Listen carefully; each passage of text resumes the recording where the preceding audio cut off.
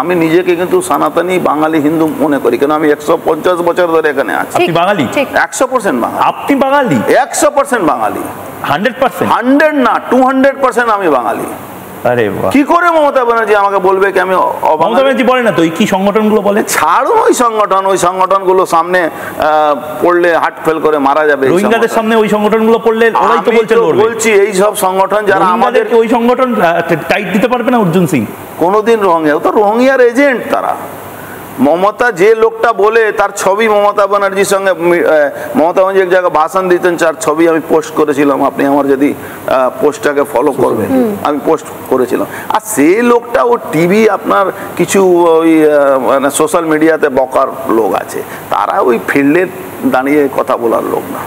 দিলীপ ঘোষকে নিয়ে কি প্রবলেম? আমি স্বর্ণালীর একটা ইন্টারভিউতে দেখছিলাম, এই এখানে আপনার জায়গায় দিলীপ ঘোষ বসেছিল কিন্তু, আর স্বর্ণালী এখানে বসেছিল। দিলীপ ঘোষ আপনাকে মানে তুলোধুনো করে, এটা মানে একটু মানে আপনাকে দেখতে পারে না, পাতি কথা এটা। আগে তো ওনার বাড়িতে মিষ্টির প্যাকেট আসতো, আমার বাড়িতে ফুল এলো তো পেট ব্যথা হয়ে গেল।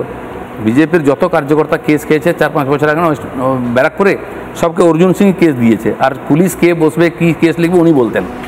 আজ উল্টো হয়ে গেল তো পেট ব্যথা।